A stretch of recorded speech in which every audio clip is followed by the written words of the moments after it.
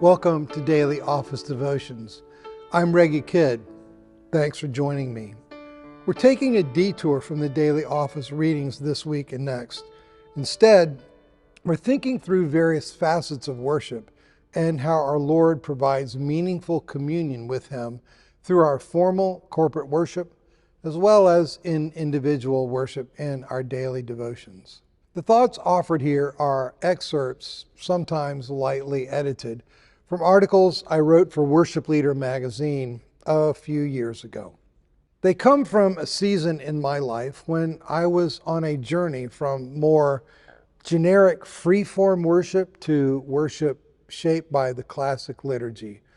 And I hope these observations help you in your own quest to love God and your neighbor. Redemption songs, plain song style.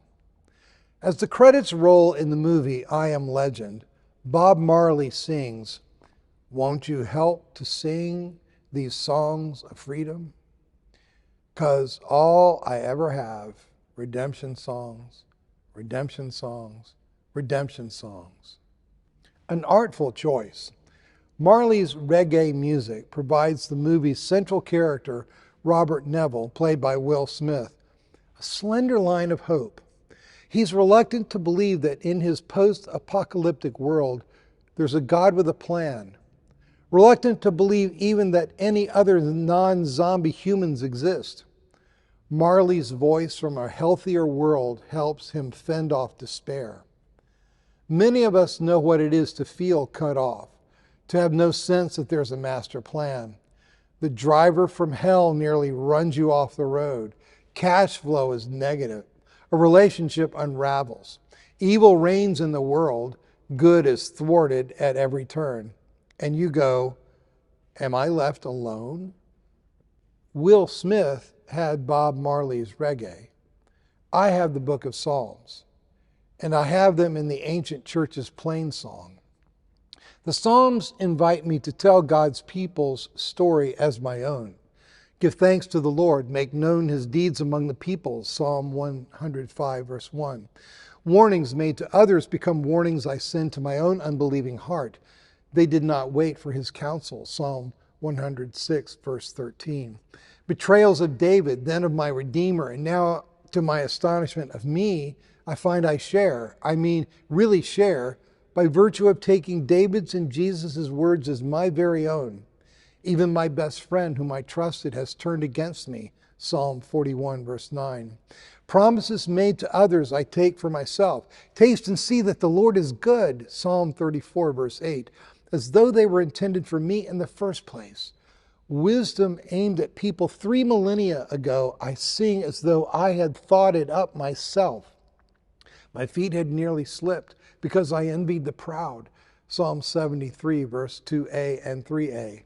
The power lies not just in the Psalms' words, though. It lies also in their music. He who reads the Torah without chant, of him can it be said, as it is written, "The laws that I gave you were not good," says the Mishnah's Rabbi Yohanan. How much more true of the Psalms? Ancient Israel chanted the Psalms. The ancient church chanted them as well. A soul rightly ordered by chanting the sacred words forgets his own afflictions and contemplates with joy the things of Christ alone, maintained Athanasius of Alexandria in the 4th century. Fact is, when truth becomes song, you know it at a deeper level. I have begun chanting psalms in my daily devotions. I do so using the 8 ancient plainsong chant tones that have their origins in the Gregorian musical revolution of the middle of the 1st millennium, as recovered and restored in the late 19th century. James Litton has adapted them for church and individual singing in his handsome volume, The Plainsong Psalter. A couple of friends on the other side of the country have bonded with me in an arrangement of spirit. We're simply following the course laid out in the daily office in the Book of Common Prayer, which serves as the text base for the Plainsong Psalter. It takes 7 weeks to chant through the Psalms, a pace of about 3 psalms per day. It's a tempo that works for me. The great thing about chant is that you don't have to force the text into an artificial meter. Chanting allows the text to take its own meter and rhythm. In a given line, singers stay on a chanting tone all the way up to the last note or two or three of a phrase. Then the plain song music is lovely. Tone 1 is the basis for the tune most of us know as When I Survey the Wondrous Cross. And if you've admired Allegri's Miserere, you'll recognize tone 2 to be the cantor's melody. In the early hours of the morning, I enjoy the fellowship across 1,500 years or so with folks who have shared these psalms in similar fashion. I love the bold aspiration of the original Gregorians to create a music that all believers could sing and that was trying to be indigenously Christian, but that was in positive dialogue with the best music theory of its day. In this world that is beyond crazy, I enjoy having my soul rightly ordered as I sing redemption songs, plain song style.